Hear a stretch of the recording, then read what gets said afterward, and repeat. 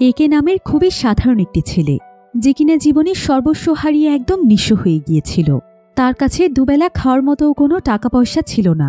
অনেক ছোটবেলায় তার মা মারা গিয়েছে, আর তার জীবনের শেষ আপন মানুষ বাবাও এখন মৃত্যুর সাথে পাঞ্জা লড়ছে। একে অনেক চেষ্টা করেও বাবার চিকিৎসার জন্য কোনো টাকারই ব্যবস্থা করতে পারছিল না। তাই সে সবসময় অনেক বেশি ডিপ্রেশনে থাকত। কিন্তু হঠাৎ করে একদিন যেন তার পুরো ভাগ্যটাই বদলে যায়। তাদের বাড়ির খুবই পুরনো একটি বক্সের মধ্যে সে এমন একটি অলৌকিক এবং মহামূল্যবান পাথর খুঁজে পায়, যেটার দাম ছিল কয়েকশো কোটি টাকা। আর এই অলৌকিক পাথর পেয়ে সাধারণ ছেলেটি দরিদ্র থেকে হয়ে যায় কোটিপতি। আর এখান থেকেই শুরু হয় তার জীবনের নতুন এক মোড়।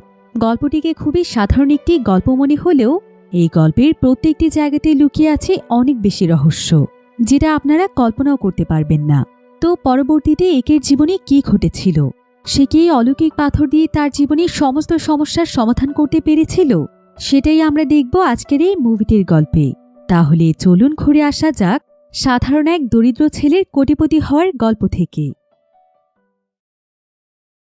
তো গল্পটি শুরু হয় থাইল্যান্ডের একটি শহরে, যেখানে আমরা একে নামের একটি ছেলেকে দেখতে পাই, যে কিনা ছিল অনেক দরিদ্র পরিবারের সন্তান। আর বর্তমানে সে তার সর্বস্ব হারিয়ে দিক বেদিক শূন্য হয়ে পড়েছে। তার পুরো জীবনে যেন এখন অন্ধকার নেমে এসেছে। একের বাবা একটি হসপিটালে মৃত্যুর সঙ্গে লড়াই করছে। তার নিঃশ্বাস নিতে অনেক কষ্ট হচ্ছে, আর তার ব্রেনও এখন একদমই কাজ করছে না। সে এখন কারোর সঙ্গে কোনো কথাও বলতে পারে না। ডক্টর বলেছে তার হাতে খুবই অল্প সময় বাকি আছে, তবে যদি উন্নত চিকিৎসা করা হয় তবে হয়তো একের বাবা বেঁচে যেতে পারে। এমন পরিস্থিতিতে একের কাছে কোনো কাজ নেই। সে কিভাবে তার বাবাকে বাঁচাবে, এই দুশ্চিন্তাই যেন তাকে কুড়ে কুড়ে খাচ্ছিল। একে যখন তার বাবার পাশে এসে বসে তখন যেন তার চারিপাশটা নিস্তব্ধ হয়ে যায়, কারণ নিজের বাবাকে মৃত্যুর সাথে লড়াই করতে দেখা সব সন্তানের কাছে অনেক কষ্টদায়ক ব্যাপার। একে ছোটবেলা থেকেই তার বাবাকে ভীষণ ভালোবাসে, আর তার বাবাকে বাঁচানোর জন্য সে যে কোনো কিছুই করতে পারে।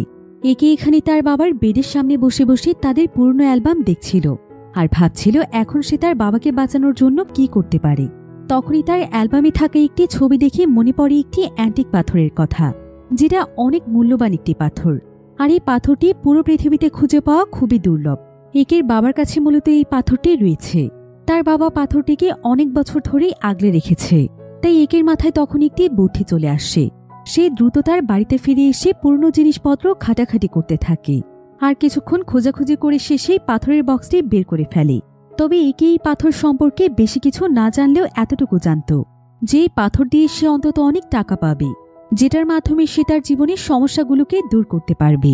এই পাথরটিকে একের বাবা এতটাই যত্ন করে আগলে রেখেছিল যে সে কখনোই পাথরটির কথা কারো সামনে বলতো না, এমনকি কাউকে কখনো পাথরটি দেখাতও না। সবসময় নিজের কাছে লুকিয়ে রাখত। যেহেতু একের বাবা এখন অসুস্থ, তাই এই পাথরটি এখন ছিল একের কাছে তাদের শেষ সম্বল।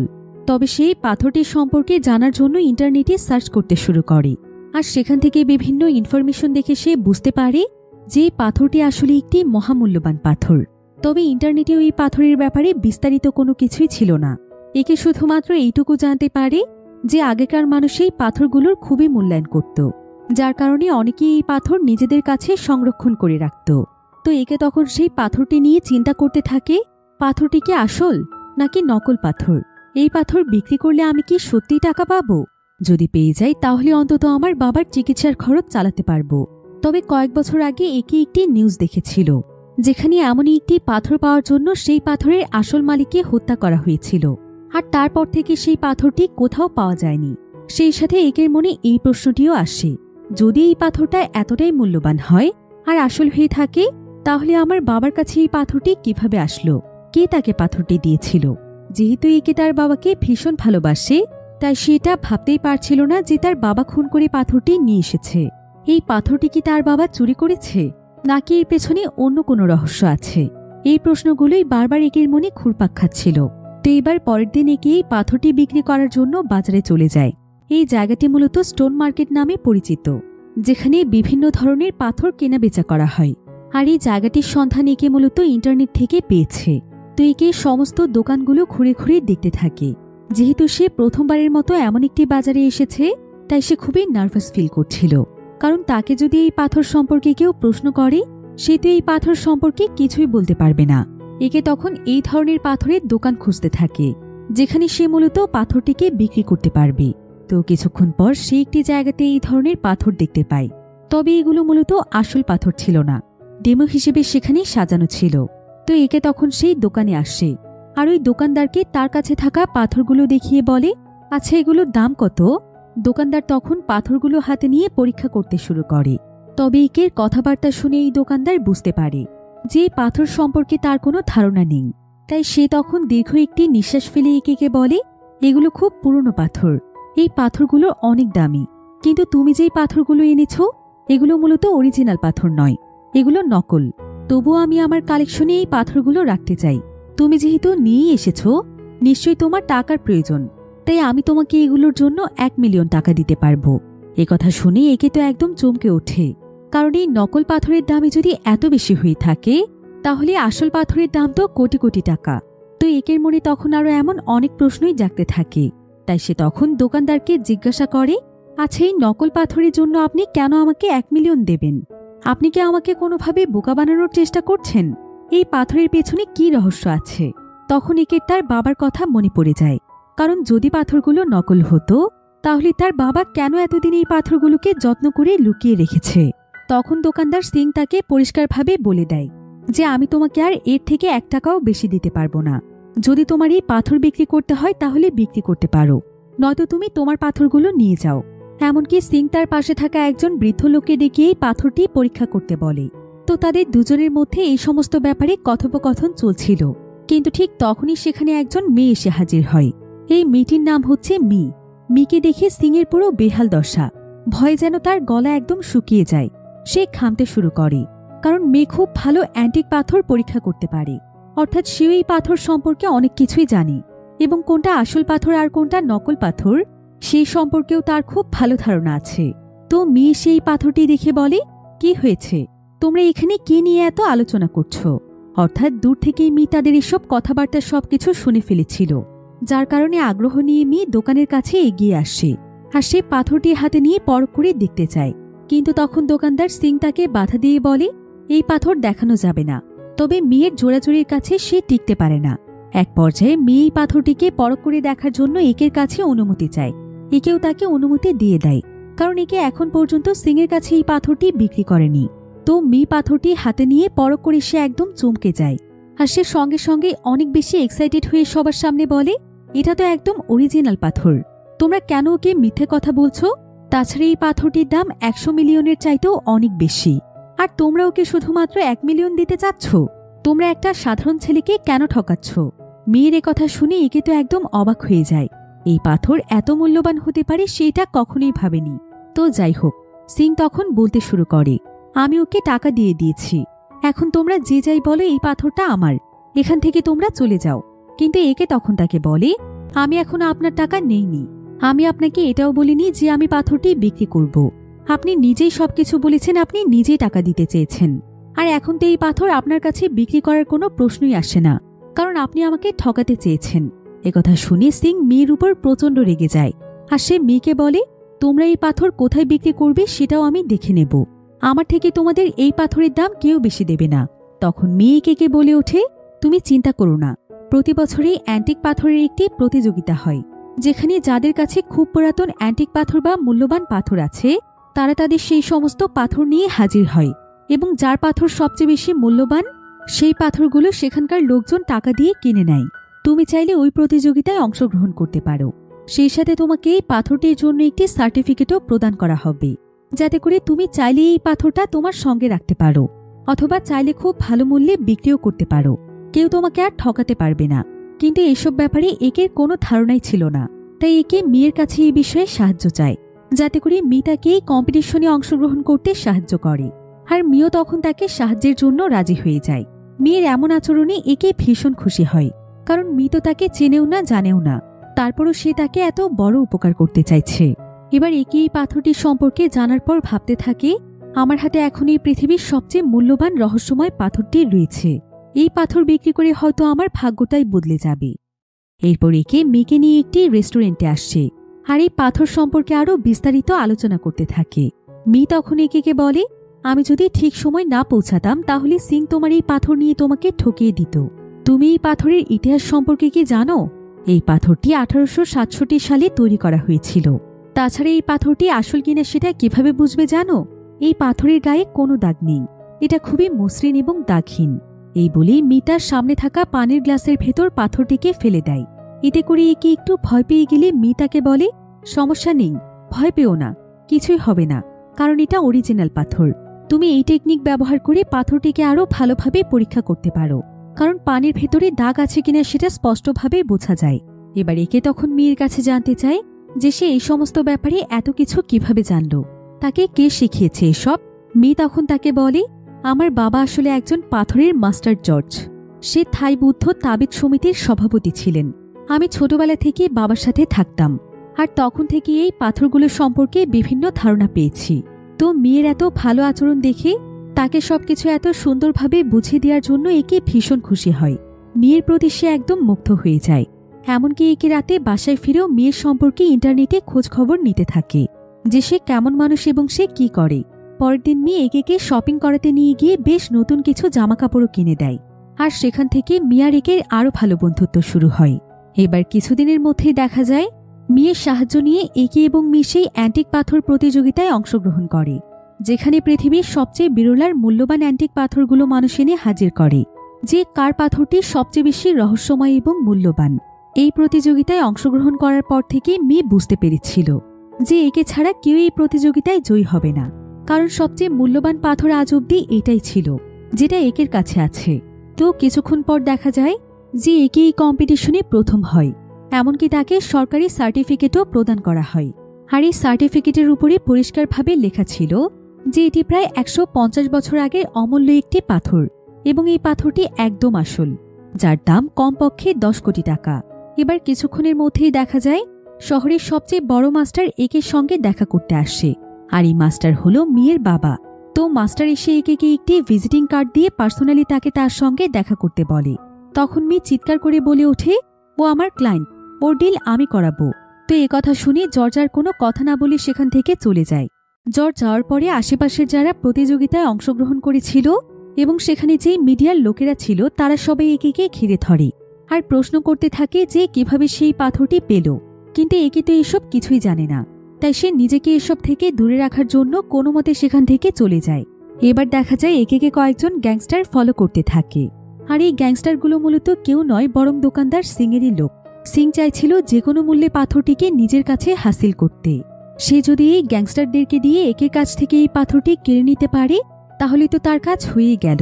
তবে সেখানে সিংয়ের লোকজন খুব একটা সুবিধা করতে পারে না, অর্থাৎ একে সিংয়ের লোকদের হাত থেকে এবারের মতো বেঁচে যায়। আর সে সেদিন সন্ধেবেলায় হসপিটালে তার বাবার সঙ্গে দেখা করতে আসে। তারপর সে তার বাবাকে দোষারোপ করে অভিমান নিয়ে বলতে থাকে, বাড়িতে যে এত মূল্যবান একটি জিনিস রাখা ছিল তুমি কেন আমাকে আগে জানাওনি? আর এত মূল্যবান জিনিস থাকার পরও কেন আমরা এত কষ্টের জীবনযাপন করেছিলাম? কেন আমাকে এত অভাব অনটনে মানুষ হতে হয়েছে? সেই সাথে একে তার বাবাকে কথা দেয় যে আজকের পর থেকে তাদের আর কোনো কষ্ট থাকবে না, সে তাকে অবশ্যই সুস্থ করে তুলবে। এরপর একে তার বাড়িতে ফিরে আসে, আর সে মেয়ের সঙ্গে ফোনে কথা বলার চেষ্টা করলে মেয়ে তার সঙ্গে কোনো কথাই বলে না। একে তখন তার কাছে থাকা পাথরটির একটি ছবি তার ফোনের মধ্যে তুলে রাখে, কিন্তু ঠিক এমন সময় তার পেছন থেকে কালো মুখোশ পরে একটি লোক এসে তার উপর হামলা করে। একে মাটিতে ফেলে তাকে প্রচুর পরিমাণে মারতে থাকে, এবং সে বারবার একের কাছে জিজ্ঞাসা করে যে সেই মূল্যবান পাথরটি কোথায়। কিন্তু একে প্রচুর পরিমাণে মার খাওয়া সত্ত্বেও সে কোনো কিছুই স্বীকার করে না। লোকটি বারবার একে থ্রেট দিয়ে বলতে থাকে, ওই পাথরটি আমাকে দিয়ে দে, নয়তো আমি তোকে আজকে মেরে ফেলবো। তবু একে তাকে কোনো কিছু না বললে লোকটি রেগে গিয়ে একের প্রত্যেকটি আঙুল মুচড়ে মুচড়ে ভেঙে ফেলতে থাকে, আর একে যন্ত্রণায় চিৎকার করে ছটফট করতে থাকে। ঠিক সেই সময় হঠাৎ করে কেউ একজন একের দরজায় এসে নক করে, ফলে সেই মুখোশ পরা লোকটি ভীষণ ভয় পেয়ে যায়, আর সে এখান থেকে একে ওই অবস্থায় মাটিতে ফেলে রেখে লুকিয়ে পড়ে। তো দেখা যায় দরজা খুলে সিং ভেতরে আসে। সিংয়ের হাতে ছিল ব্যাগ ভর্তি টাকা। সেই টাকাগুলো একে দিয়ে বলে, এই টাকাগুলো নিয়ে ওই পাথরটি আমাকে দিয়ে দাও। কিন্তু একে বলে পাথরটি আমার কাছে নেই। তখন সিং তার কথা বিশ্বাস করে না, বরং সে উল্টো তাকে টর্চার করতে থাকে। আসলে একে এই পাথরটিকে রক্ষা করার জন্য একটি তাবিজ বানিয়ে হসপিটালে তার বাবার গলায় পরিয়ে দিয়ে এসেছে, যাতে করে কেউ এসে এই পাথরটি তার কাছ থেকে ছিনিয়ে নিয়ে যেতে না পারে। অর্থাৎ এখন আসল পাথরটি তার বাবার কাছে আছে। তো এক পর্যায়ে সিংয়ের টর্চারের কাছে একে তার আনা টাকার বিনিময়ে ওই পাথরটি দিতে রাজি হয়ে যায়। তাই সিং তখন একে নিয়ে হসপিটালে চলে আসে। প্রথমে সিং একের হাতে ব্যান্ডেজ করায়, তারপর সে তার কাছে সেই পাথরটি চায়। তখন একে তার বাবার কাছ থেকে পাথরটি এনে সিংকে দিয়ে দেয়। তো সিং যখন আবারও পাথরটিকে পরখ করে দেখে, তখন সে দেখতে পায় যে এটা তো নকল পাথর। আর এটা দেখে সিংয়ের একদম মেজাজ খারাপ হয়ে যায়। সে ওই হসপিটালে একে আবারও মারতে শুরু করে এবং বলে, আমার সঙ্গে তুই ধোঁকাবাজি করছিস, আমাকে নকল পাথর ধরিয়ে দেওয়ার সাহস কি করে পাস? সিংয়ের কথা শুনে একে বুঝে উঠতে পারে না যে আসলে এগুলো কি হচ্ছে। সে তাকে কোনো প্রকার ঠকায়নি, কারণ সে আসল পাথর ভেবেই তার বাবার গলায় পাথরটি ঝুলিয়ে রেখেছিল। তখন ভয়ে ভয়ে একে সিংকে তার কাছে থাকা সার্টিফিকেট দেখিয়ে বলে, এটাই আসল পাথর, যেটার জন্য আমি কম্পিটিশনে সার্টিফিকেট পেয়েছি। আমি আপনাকে কোনোভাবে ঠকানোর চেষ্টা করিনি। কিন্তু একথা শুনে সিং আরও বেশি রেগে যায় আর সে তার উপর চিৎকার করে নিজেকে আঘাত করতে থাকে এবং সে একের কাছে এগিয়ে এসে বলে, আসল পাথর কোথায় রেখেছিস সত্যি করে বল। তোর কাছ থেকে কে আসল পাথরটি নিয়ে গিয়েছে? আমি নিজে গিয়ে তার কাছ থেকে পাথরটি নিয়ে আসব। একে তখন বারবার তার পুরনো সব কথাগুলো মনে করতে থাকে, যে সর্বশেষ পাথরটি কার কাছে ছিল এবং কোথায় ছিল। তখন তার মনে পড়ে যায় পাথরটি তো সর্বশেষ মেয়ের কাছে ছিল, আর তাও সেটা ওই প্রতিযোগিতার দিন, যেদিন সে খুশিতে আসল পাথরটা হাতে পেয়ে পাথরের সঙ্গে নিজে সেলফি তুলেছিল। আর তখনই অগোচরে মেয়ে আসল পাথরটি মুখের ভেতরে নিয়ে চুরি করে ফেলে। আর সে তাকে হুবহু একই দেখতে নকল একটি পাথর তার হাতে ধরিয়ে দেয়। তারপর থেকে সে একের ফোন বা মেসেজের সঠিকভাবে রিপ্লাই করছে না, অর্থাৎ মেয়েও তাকে অনেক বাজেভাবে ঠকিয়েছে। এতদিন মেয়েকে নিয়ে একের মনে যে বিশ্বাস ভরসা ছিল, সেই সব কিছুই যেন নিমিষেই শেষ হয়ে গিয়েছে। মেয়ে শুধুমাত্র পাথরটি নেওয়ার জন্য একে সাহায্যের নাটক করেছে। তো যাই হোক, একে মেয়ের কোনো রেসপন্স না পেয়ে এক পর্যায়ে বাধ্য হয়ে মেয়ের বাড়িতে তার সঙ্গে দেখা করতে আসে। তখন মেয়ে তাকে কোনো পাত্তাই দিচ্ছিল না, এমনকি একে তার সঙ্গে কথা বলতে গেলে সে তাকে ইগনোর করে সেখান থেকে চলে যায়। এরপর মেয়ের ড্রাইভার এসে একে ধাক্কা দিয়ে বলে, ম্যাডামের সঙ্গে এখন দেখা করা যাবে না, তোমার মতো সাধারণ মানুষের সঙ্গে তার কথা বলার সময় নেই, তুমি এক্ষুনি এখান থেকে বেরিয়ে যাও। এ কথা শুনে একের মন ভীষণ খারাপ হয়ে যায়, কারণ একটা মানুষ মুহূর্তের ভেতরে কিভাবে এতটা পরিবর্তন হতে পারে সেই বিষয়টি কোনোভাবেই বুঝে উঠতে পারছিল না। কিন্তু একে ড্রাইভারের কোনো কথা না শুনেই বারবার মেয়ের পিছু পিছু ছুটতে থাকে আর তার সঙ্গে কথা বলার চেষ্টা করে। একে যেন একদম পুরো পাগলের মতো হয়ে যায়। মেয়েকে সে জিজ্ঞেস করতে চায় কেন তাকে সে এতদিন এভাবে ঠকিয়েছে আর তাকে কেন এভাবে সে নিঃস্ব করে দিয়ে চলে যাচ্ছে। একের একটু ভালো থাকার স্বপ্ন যেন নিমিষেই ধ্বংস হয়ে যায়, যার ফলে এখন থেকে একে মেয়েকে ঘৃণা করতে শুরু করে। কিছুক্ষণ পর একে শূন্য হাতে তার বাবার কাছে ফিরে আসে। তখন সে দেখতে পায় যে তার বাবা আর বেঁচে নেই। তাকে ছেড়ে তার বাবা চিরদিনের জন্য চলে গিয়েছে। বিনা চিকিৎসায় পৃথিবীর মায়া সে ত্যাগ করেছে। আর এই বিষয়টি একে সবচাইতে বেশি কষ্ট দিচ্ছিল, যে সন্তান হয়ে সে তার বাবার চিকিৎসার খরচ চালাতে পারেনি। তাই একে তার বাবার মৃত্যুর জন্য সম্পূর্ণভাবে নিজেকে দায়ী করতে থাকে। সে কান্নায় তার বাবার মৃতদেহের উপর ভেঙে পড়ে আর সে চিন্তা করতে থাকে, যদি ওই দিনই সে সিংয়ের কাছে পাথরটি 1 মিলিয়নে বিক্রি করে দিত, তাহলে অন্তত তার বাবা আজ বিনা চিকিৎসায় মারা যেত না। সে লোভ করে মেয়েকে বিশ্বাস করেছিল এবং আরও বেশি টাকা পেতে গিয়ে সে আজ সবকিছু হারিয়েছে। একের বাবার মৃত্যুর পেছনে সবচাইতে বড় দোষী হচ্ছে বিশ্বাসঘাতক মেয়ে। সে যদি তার সঙ্গে এমন বিশ্বাসঘাতকতা না করত, তাহলে একে তার বাবার অপারেশন করাতে পারত। একের বাবা মরে যাওয়ার পর একের চোখে যেন প্রতিশোধের আগুন দাউ দাউ করে জ্বলে ওঠে।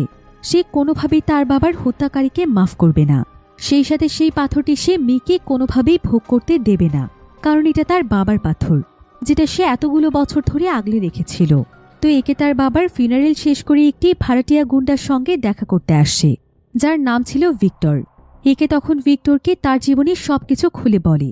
তার বাবার অসুস্থতা থেকে শুরু করে মৃত্যু পর্যন্ত যা কিছু হয়েছে সব সে তাকে বলে। তাছাড়া তার বাবার কাছে যে একটি মূল্যবান পাথর ছিল এটাও সে তাকে জানিয়ে দেয়। সে এটাও বলে যে এই পাথরটি এখন মেয়ের কাছেই আছে। একে তখন ভিক্টরের কাছে সাহায্য চায়।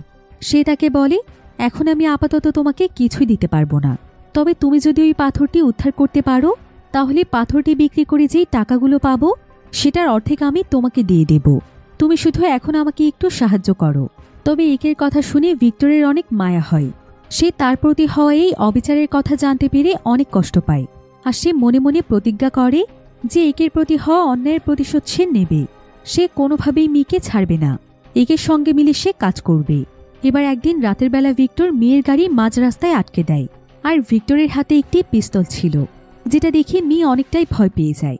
তখন ভিক্টর ধীরে ধীরে মেয়ের গাড়ির দিকে এগিয়ে গিয়ে দরজা খুলতে বলে এবং দেখতে পায় যে মেয়ে তাকে দেখে বেশ ভয় পেয়েছে আর মেয়ের অবস্থা অনেক খারাপ। ভিক্টর তখন মেয়ের কাছে জানতে চায় যে সে সেই আসল পাথরটি কোথায় রেখেছে। মেয়ে তখন বলে যে পাথরটি তার কাছে ছিল, কিন্তু এখন তার কাছে কিচ্ছু নেই। কিছুক্ষণ আগেই তার উপর কেউ একজন হামলা করেছিল আর সে তার কাছ থেকে তার টাকা পয়সা, ব্যাগ, গহনা সবকিছু নিয়ে পালিয়ে গিয়েছে। আর তার ব্যাগের মধ্যেই সেই পাথরটি রাখা ছিল। এখন সেই পাথরটি সেই চোরটির কাছে আছে। তাই যদি ভিক্টর পাথরটি পেতে চায় তাহলে এখন তাকে সেই চোরকে খুঁজে বের করতে হবে। কিন্তু ভিক্টর তার কোনো কথা বিশ্বাস করতে চাইছিল না। তাই মি তখন তাকে বলে, আমার কথা বিশ্বাস না হলে আপনি আমার ড্রাইভারকে দেখতে পারেন, সেই চোরটি তাকেও আক্রমণ করেছে। ভিক্টর দেখতে পায় যে সত্যি সত্যি মেয়ের ড্রাইভারের অবস্থা অনেক বেশি খারাপ, তার পুরো শরীর রক্তাক্ত হয়ে আছে। আর তাই মি তাকে পেছনের সিটে রেখে সে নিজে ড্রাইভ করছে। কিন্তু তারপরও ভিক্টর মিকে সঙ্গে করে নিয়ে তার আস্তানায় চলে যায়, যেখানে একে আগে থেকেই বসেছিল। তো একে যখন মিকে দেখতে পায় তখন সে তাকে চিৎকার করে জিজ্ঞাসা করে, তুমি আমাকে এভাবে ঠকিয়েছ কেন? তুমি নিজেও জানো তোমাকে আমি কতটা ভরসা করেছিলাম, আর তুমি কিনা আমার এই দুর্বলতার সুযোগ নিলে। তোমার জন্য আমার বাবা মারা গিয়েছে, আমি আমার বাবার চিকিৎসা করাতে পারিনি। একের কথা শুনে মি তখন তাকে সমস্ত ঘটনা খুলে বলে। এসব শুনে মি তার সমস্ত অপরাধ স্বীকার করে নেয় আর সে তার সঙ্গে যা ঘটেছে সবকিছু খুলে বলে। মি বলে, এই পাথরটির জন্য আমাকে সবচাইতে বেশি যে টাকা দিতে চেয়েছিল, আমি তার কাছে এই পাথরটি বিক্রি করার জন্য নিয়ে যাচ্ছিলাম। লোকটি থাইল্যান্ডের সবচেয়ে বড় পাথর কালেক্টর, যার কাছে পৃথিবীর বেশ কিছু মূল্যবান নামিদামি পাথরগুলো রয়েছে। কিন্তু হঠাৎ করে মাঝপথে কোথা থেকে আমার সঙ্গে কি হয়ে যায় আমি কিছুই বুঝতে পারি না। আর তারপরের ঘটনা তো তোমরা অলরেডি জানতেই পেরেছ। অর্থাৎ পাথরটি এখন আর আমার কাছে নেই। তবে আমার জানা মতে যে আমার কাছ থেকে পাথরটি চুরি করে নিয়েছে সেও নিশ্চয়ই সেই ব্যক্তির কাছে পাথরটি বিক্রি করতে যাবে, যে পাথরের মূল্য সবচাইতে বেশি দেবে। অর্থাৎ সে নিজে যার কাছে যাচ্ছিল। কিন্তু আমরা যদি তার আগে সেই চোরটিকে ধরে ফেলতে পারি তাহলে আবারও আমরা পাথরটিকে ফিরিয়ে আনতে পারব। এখন একের কাছে প্রতিশোধ নেওয়ার মতো সময় ছিল না, তাই তারা তিনজন একসাথে প্ল্যান করে যাতে করে সেই চোরটি পাথর বিক্রি করার আগেই তারা চোরটিকে ধরে ফেলতে পারে। এখন এই কাজের জন্য তারা তিনজন এক হয়ে যায়। একের এখন মিকে বিশ্বাস করা ছাড়া আর কোনো উপায় ছিল না। সে বাধ্য হয়ে তার সঙ্গে কাজ করতে আবারও রাজি হয়ে যায়, কারণ এই পাথর সম্পর্কে একে নিজে তো কিছুই জানে না, তাই তাকে মেয়ের সাহায্য নিতেই হবে। তো এবার পরের দিন সেই চোর সেই বিক্রেতার কাছে পৌঁছানোর আগেই একে ভিক্টর এবং মি সেই চোরটির কাছে পৌঁছে যায় এবং মি যেভাবে প্ল্যান করেছিল সবকিছু ঠিক সেভাবেই হয়। দেখা যায় কিছুক্ষণের মধ্যেই সেই চোর পাথর বিক্রি করার জন্য লোকটির কাছে আসছিল। কিন্তু হঠাৎ করে সেখানকার একটি দরজার কাছে বড় একটি গাড়ি আসে আর সেই চোরটিকে একজন কিডন্যাপ করে নিয়ে যায়। তবে কে তাকে নিয়ে গিয়েছে তার চেহারা দেখা যায় না। এজন্য একে এবং তার সঙ্গীরা বুঝতেই পারছিল না যে এখন তারা কি করবে। তাছাড়া যে গাড়িতে ওই লোকটাকে কিডন্যাপ করা হয় সেই গাড়িটি খুবই দ্রুত ড্রাইভ করে এখান থেকে চলে গিয়েছে। চোখের পলকে গাড়িটি চলে যাওয়ার কারণে গাড়ির নাম্বারটিও তারা খুব ভালোভাবে দেখতে পায় না। মীরা তখন এসব কিছু ওই লোকের সিসিটিভি ক্যামেরার ফুটেজে দেখছিল। তো তারা তিনজন মুহূর্তের ভেতর নিচে নেমে আসে। ভিক্টর, মি এবং একে মিলে একটি গাড়িতে করে কিডন্যাপারের গাড়িটি ফলো করতে শুরু করে। কিছুক্ষণ পর কিডন্যাপারের গাড়িটা শহর থেকে বেশ দূরের একটি নির্জন জায়গাতে এসে থামায়। গাড়ি থেকে তখন নিচে নামতে যাকে দেখা যায় সেটা আর কেউ নয়, বরং সেটা ছিল সিং। অর্থাৎ সিং সেই পাথরটির জন্য চোরটিকে কিডন্যাপ করেছে। তো সে চোরটিকে গাড়ি থেকে বাইরে বের করলে সে তখন কান্নাকাটি শুরু করে দেয়। আর সে সিংয়ের হাত পা ধরে তার কাছে বারবার ক্ষমা চাইতে থাকে এবং তাকে ছেড়ে দিতে বলে। সিং তখন চোরের ব্যাগ থেকে সমস্ত কিছু টেনে নিচে ফেলে দিলে দূর থেকে এই সমস্ত কিছু মীরা ফলো করছিল। তো মুহূর্তের ভেতর মি সেখানে এসে সেই পাথরগুলোকে দেখে মিলিয়ে নেয় যে পাথরগুলো আছে কিনা আর পাথরগুলো আসল কিনা। কিন্তু তার কাছে থাকা পাথরটি আসলে নকল ছিল। এবার তারা সেখানে সেই চোরটির উপর টর্চার করতে থাকে এবং তার কাছে জানতে চায় যে সেই কাজটি কেন করেছে, সে মেয়ের উপর কেন হামলা করে পাথরটিকে চুরি করেছে। এখন এত বেশি টর্চারের কারণে চোরটি তখন সমস্ত কথা স্বীকার করে। সে এখানে বলে, আমি এসব কিছু মেয়ের বাবা জর্জের কথা মতো করেছি। সে আমাকে তার মেয়ের উপর অ্যাটাক করে ওই পাথরটি চুরি করতে বলেছিল। এতে আমার কোনো দোষ নেই। আমি টাকার লোভে সেদিন মেয়ের কাছ থেকে তার ব্যাগটি চুরি করেছিলাম। তোমরা দয়া করে আমাকে ছেড়ে দাও। তবে একথা শুনে মিত একদম অবাক হয়ে যায়, কারণ পৃথিবীতে যেই বাবা তাকে সবচেয়ে বেশি ভালোবাসে সেই বাবা কি করে তাকে মেরে এই পাথরটি চুরি করিয়ে নিতে চাইছিল। মূলত যেদিন জর্জ একের কাছে এই পাথরটি দেখেছিল সেদিন থেকেই পাথরটির জন্য সে পুরো পাগল হয়ে গিয়েছিল। এমনকি পাথরটিকে পাওয়ার জন্য সে তার নিজের মেয়ের উপর হামলা করতেও পিছপা হয়নি। আর এখন সেই আসল পাথরটি রয়েছে মেয়ের বাবার কাছে। তো প্রথমে এই পাথরটি পাওয়ার জন্য মিয়া আর সিংয়ের মধ্যে ঝগড়া শুরু হয়ে যায়। কে পাথরটির আসল দাবিদার এসব কিছুতে একে ভীষণ বিরক্ত হয়ে যায় আর তাদেরকে চিৎকার করে থামিয়ে দিয়ে বলে, এই পাথরটি মূলত আমার কাছ থেকে তোমরা পেয়েছ। পাথরটির জন্য আমার বাবা হসপিটালে মারা গিয়েছে। আমি তার ছেলে হয়েও তার অসুস্থতায় তার চিকিৎসা করতে পারিনি।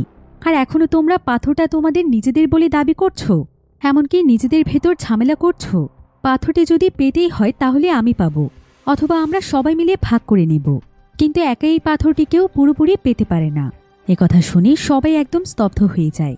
তারা ভেবে দেখে আসলেই তো একের জন্যই তারা এই পাথরটির সন্ধান পেয়েছে।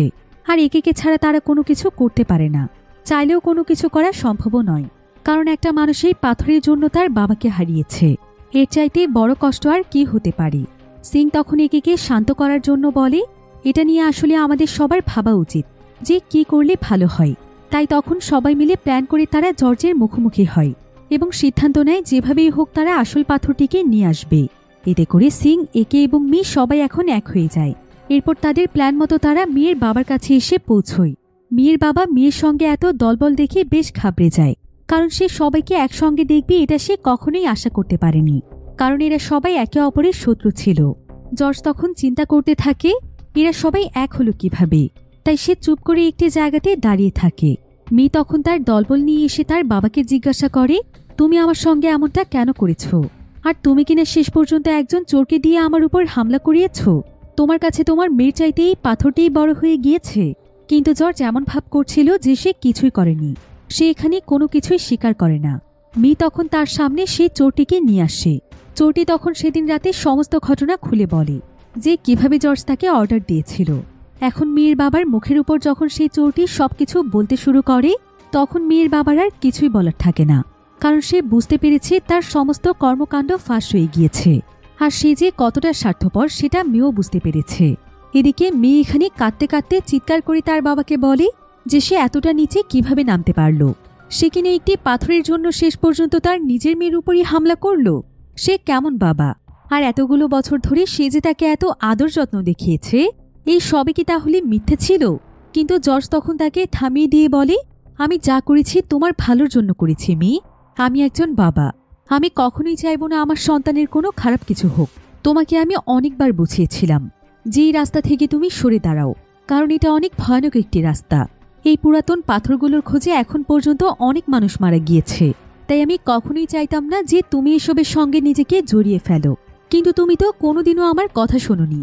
তাই আমি ইচ্ছে করেই তোমার কাছ থেকে এই পাথরটি চুরি করিয়েছি, যাতে করে তুমি এই রাস্তা থেকে সরে দাঁড়াও।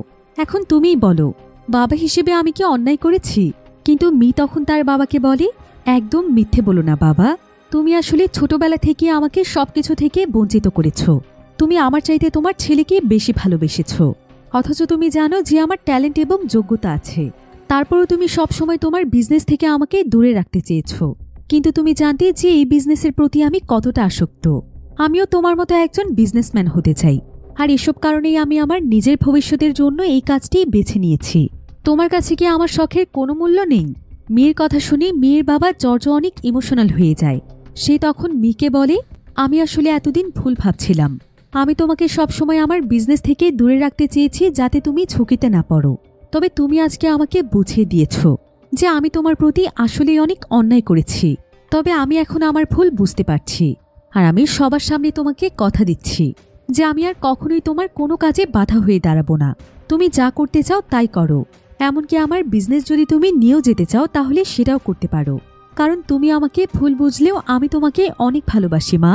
বাবার এসব কথা শুনে মিও অনেক ইমোশনাল হয়ে তাকে জড়িয়ে ধরে। তবে এখানে আবার মেয়ের ভাই এসব সহ্য করতে পারছিল না। মেয়ের ভাইয়ের আসল নাম মূলত ছিল আসিফ, আর এই আসিফ আর কেউ নয় বরং সে হচ্ছে দোকানদার সিং। অর্থাৎ সিং হচ্ছে মেয়ের ভাই, আর তাকে বাইরের সবাই সিং নামেই চেনে, কিন্তু তার আসল নাম হচ্ছে আসিফ। আর আসিফ বিজনেস শেখার জন্য স্টোন মার্কেটে একটি ছোট্ট দোকান দিয়েছিল, যেখানে মিও থাকত, এবং তারা কোনো আসল পাথর পেলে সেটাকে হাসিল করার চেষ্টা করত। এখন একে যখন এখানে জানতে পারে যে আসিফ হচ্ছে মেয়েরই ভাই, তখন সে তো একদম অবাক হয়ে যায়। এদিকে আসিফ এটা কোনোভাবেই মেনে নিতে পারছিল না, কারণ তার সম্পত্তির উপর মেয়ের যতটুকু অধিকার আছে ততটুকু অধিকার তারও আছে, কিন্তু জর্জ তখন তাকে বলে যে আসলে মেয়ের যতটুকু অধিকার আছে তার থেকে 1% অধিকারও আসিফের নেই, কারণ আসিফ আসলে তার নিজের সন্তান নয়, বরং আসিফ যখন ছোট ছিল তখন জর্জ আসিফকে রাস্তা থেকে তুলে এনেছিল।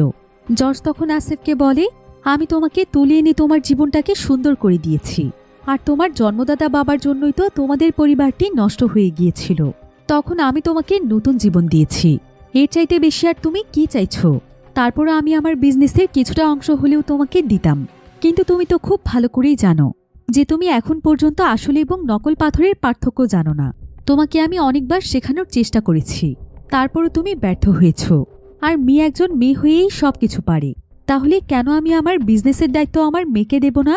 তাছাড়া তোমাকে যদি আমি আমার বিজনেসের দায়িত্ব দিয়েও দেই, তাহলে তুমি আসল পাথর না চিনে কেনা বেচা করতে পারবে না। আর যদি কোনোভাবে তুমি কাউকে নকল পাথর দিয়ে দাও, তাহলে আমার এত বছরের বিজনেসের ক্ষতি হয়ে যাবে। তাই তোমাকে আমি আমার সঙ্গে রাখছি, এটাই তোমার ভাগ্য। কিন্তু এসব কথা শুনে আসিফ অনেক বেশি ইমোশনাল হয়ে যায়, কারণ সে বিশ্বাসই করতে পারছিল না যে এত বছর যাকে সে বাবা বলে জেনে এসেছে সে আসলে তার বাবাই নয়, আর এখন সে তাকে সবকিছু থেকে বঞ্চিত করছে। তাই আসিফ তখন রাগে এবং ক্ষোভে সেখানে তার বন্দুক বের করে তাদেরকে গুলি করতে চাইছিল, কিন্তু ঠিক তখনই তার সামনে এসে একে দাঁড়ায়। একে এখানে অনেক ইমোশনাল হয়ে যায়। সে এখানে কাঁদতে কাঁদতে আসিফকে বলে যে সামান্য একটা পাথরের জন্য সে কিনা তার বাবা এবং বোনকে মেরে ফেলতে চাইছে, যারা কিনা এত বছর ধরে তাকে আগলে রেখেছিল। পাথরের মূল্য কখনো মানুষের জীবনের চাইতে বেশি হতে পারে না। এরপর সে আসিফের বন্দুকটি তার মাথায় ঠেকিয়ে নিয়ে বলতে থাকে, দয়া করে তোমরা এসব কিছু বন্ধ করো। সম্পদ কখনো মানুষের জীবনের চাইতে বড় হতে পারে না। প্রত্যেকটি মানুষের কাছেই তাদের জীবন সবচাইতে মূল্যবান। এতগুলো বছর ধরে আমার বাবার কাছে এই মূল্যবান পাথরটি ছিল, কিন্তু তারপরে এই পাথরটিকে আমার বাবাকে বাঁচাতে পেরেছে? আমার বাবাকে রোগমুক্ত করতে পেরেছে?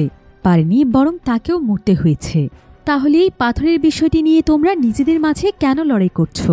এসব শুনে আসিফ অনেক ইমোশনাল হয়ে কাঁদতে থাকে। কিন্তু ঠিক তখনই সেখানে বেশ কয়েকজন পুলিশ অফিসার চলে আসে, আর এখানকার হেড অফিসারের নাম ছিল নামি। নামি এখানে জর্জের কাছে সেই অ্যান্টিক পাথরটি দেখতে চায়। জর্জ তখন সেখানে অনেক বড় একটি বক্স বের করলে দেখা যায় যে সেখানে হুবহু একই দেখতে অনেকগুলো অ্যান্টিক পাথর রয়েছে, তবে এতগুলো পাথরের মধ্যে শুধুমাত্র একটি পাথরই আসল ছিল। এরপর নামি তখন সেই আসল পাথরটি হাতে নিয়ে এখানকার সবাইকে উদ্দেশ্য করে ৩০ বছর আগের একটি ঘটনা বলতে শুরু করে। সে এখানে বলে যে আজ থেকে প্রায় ৩০ বছর আগে একজন চোর এই পাথরটির জন্য পাথরটির মূল মালিককে খুন করেছিল। এই পাথরটির আসল মালিকের নাম ছিল বসরাত, আর যখন তাকে হত্যা করা হয়েছিল তখন এই কেসের ইনভেস্টিগেশনের দায়িত্ব এসে পড়েছিল নামির উপর। বসরাত আসলে একজন সুলতান ছিল, আর তার শখ ছিল পুরনো জিনিসপত্র খুঁজে বের করা। সেই মূলত সেই সময়ে এই মহামূল্যবান পাথরটি খুঁজে পেয়েছিল, কিন্তু এই সমস্ত জিনিস হচ্ছে সরকারি সম্পদ। তাই বসরাত যখন তার কালেকশনে অনেক বেশি পুরাতন জিনিস সংগ্রহ করে ফেলেছিল, তখন গভর্নমেন্টের লোকেরা কোনোভাবে এটা জানতে পারে।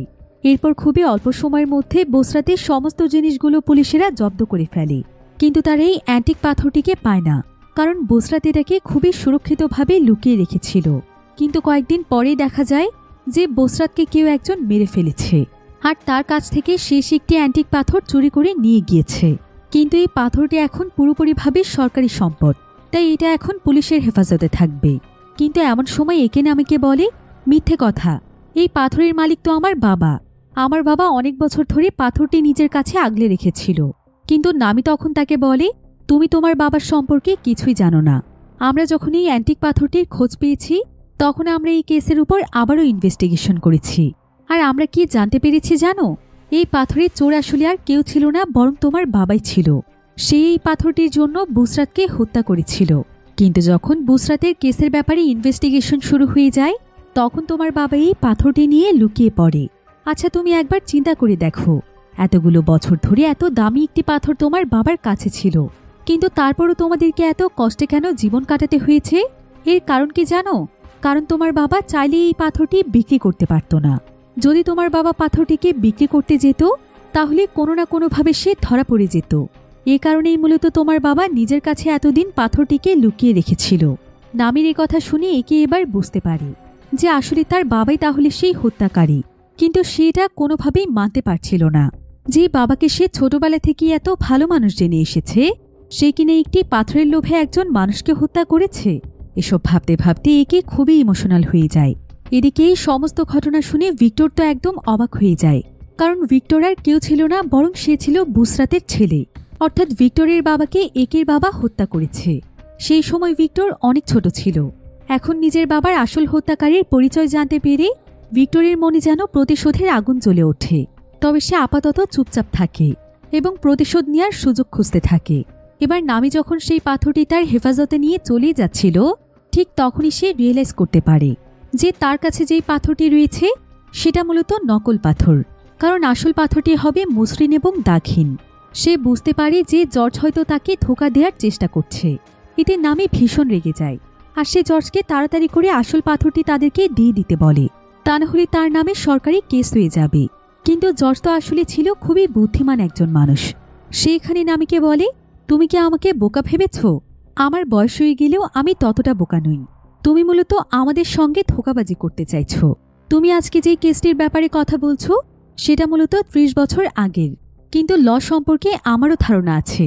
যেখানে 20 বছর পুরনো কেসেরই ইনভেস্টিগেশন বন্ধ হয়ে যায় এবং সেটার উপর থেকে সমস্ত আইনি পদক্ষেপ তুলে নিয়ে কেস বন্ধ করে দেয়া হয়, সেখানে তুমি 30 বছর পুরনো কেসের কথা বলতে এসেছ, যেটার এখন কোনো ভিত্তিই নেই। কিন্তু আমি জানি তুমি এমনটা কেন করছো, কারণ তুমি এই পাথরটি এখন নিজে হাসিল করতে চাইছো। আর এভাবে এখানে নামের চালাকিও ধরা পড়ে যায়। নামি তখন বন্দুক তাক করে জর্জকে আসল পাথরটি বের করে দিতে বলে। এখন এসব নিয়ে তাদের মধ্যে লড়াই হতেই যাচ্ছিল, কিন্তু ঠিক তখনই সেখানে ভিক্টর এগিয়ে আসে। আর ভিক্টরের হাতেও পিস্তল ছিল, তাই সে প্রথমে পিস্তল দেখিয়ে সবাইকে ভয় দেখালে জর্জ কোনো ভয়ই পায় না, বরং সেও একটি পিস্তল নিয়ে এগিয়ে আসে তাকে থামানোর জন্য, এবং তার যত সব লোক আছে তাদেরকে ভিক্টরের পেছনে লাগিয়ে দেয়। এখানে সেখানে থাকা সবার মধ্যে একমাত্র অসহায় ব্যক্তি ছিল একে। সে এমন পরিস্থিতিতে কি করবে কিছুই বুঝতে পারছিল না। এমনকি সে এটাও বুঝতে পারছিল না যে ভিক্টর কেন গুলি করতে চাইছে। এদিকে এক পর্যায়ে ভিক্টর বাধ্য হয়ে এলোপাথারি সবার উপর গুলি করতে শুরু করে। সেখানে থাকা সবকিছু একদম ভেঙে চুরে তছনছ হয়ে যায়। সবাই সেখানে যে যার জীবন বাঁচানোর চেষ্টা করে। তো এভাবেই সবাই সবাইকে মারতে থাকলে এক পর্যায়ে গিয়ে দেখা যায় এখানে আর কারোই কোনো খোঁজ থাকে না। পুরো পরিবেশটাই যেন একদম নিস্তব্ধ হয়ে যায়। প্রায় সবাই সেখানে মারা যায়। যে পাথর নিয়ে পুলিশ অফিসার নামে ধনী হতে চেয়েছিল তার সমস্ত স্বপ্ন দুঃস্বপ্ন হয়ে যায়। বিজনেসম্যান জর্জেরও তার লোভের কারণে এত বছরের কেরিয়ার ধ্বংস হয়ে যায়। তাকেও শেষ পর্যন্ত জীবন দিতে হয়। এদিকে আসিফও শুরু থেকে যেই পাথরের জন্য তার সবকিছু উজাড় করে দিয়েছিল তার স্বপ্নও এখানে নিমিষেই শেষ হয়ে যায়। সামান্য একটি পাথর এখানে অনেক মানুষের জীবন কেড়ে নেয়। তবে কিছুক্ষণ পর এখানে ভাগ্যক্রমে একে বেঁচে যায়। তার কিছুই হয়নি। এতগুলো গুলি চলার পরও তার গায়ে একটি গুলিও লাগেনি। এবার ভিক্টর তখন একেকে জীবিত দেখতে পেয়ে ধীরে ধীরে তার সামনে চলে আসছে। এরপর সে একেকে বলে, আমি আমার বাবার মৃত্যুর প্রতিশোধ নিতে চাই। তোমার বাবা বুসরাত নামক যেই ব্যক্তিকে হত্যা করেছে সে আর কেউ নয়, বরং সে ছিল আমার বাবা, যে কিনা আমাকে তার জীবনের চাইতেও অনেক বেশি ভালোবাসত। অথচ তোমার বাবার জন্যই আমি আমার বাবাকে হারিয়েছি। তবে সেই পাথরটির আসল মালিক যেহেতু আমার বাবা ছিল, তাই সেই পাথরটি আমি ফেরত চাই। আমি সেই পাথরের ভাগ কাউকে দেব না। এটাই হবে আমার সবচাইতে বড় প্রতিশোধ। আর এখন এই আসল পাথরটি মূলত একের কাছেই ছিল। তো এসব বলে ভিক্টর যখন একেকে গুলি করতেই যাবে, ঠিক তখনই পেছন থেকে একটি গুলি এসে ভিক্টরের গায়ে লেগে যায়। দেখা যায় মেয়ে আসলে বেঁচে আছে। এখনো পর্যন্ত মেয়ের কিছুই হয়নি। তবে সে রক্তাক্ত বিধ্বস্ত অবস্থায় এসে মৃত্যুর হাত থেকে একেকে বাঁচিয়ে নেয়। তবে হঠাৎ করে মেয়ে একেকে কেন বাঁচালো এটা সে বুঝতে পারছিল না। কিন্তু সে এতে মেয়ের উপর অনেক খুশি হয়ে যায়। আর সে মনে মনে চিন্তা করে যে যাকে সে এতদিন ধরে নিজের শত্রু ভেবে এসেছে সেই শত্রুই কিনা আজকে তার জীবন বাঁচালো। এরপর একে সেখান থেকে উঠে বাহিরে বেরিয়ে যেতে চায়। কিন্তু ঠিক তখনই মেয়ের সম্পূর্ণ রূপ যেন একদম বদলে যায়। সে খুবই রাগান্বিত অবস্থায় একের উপর গুলি করতে থাকে। মূলত একেকে বাঁচানোর পেছনে তার অনেক বড় একটি স্বার্থ ছিল, কারণ একের কাছে এখনো সেই আসল পাথরটি আছে। আর মেয়ে এই পাথরটির লোভে একেকে বাঁচিয়েছে। এসব কিছু দেখে তো একে কল্পনাও করতে পারছিল না যে একটা পাথরের জন্য মানুষ কতটা নিচে নামতে পারে। তো একে তখন কোনো মতে মেয়ের হাত থেকে বেঁচে সেই জায়গা থেকে পালিয়ে যায়।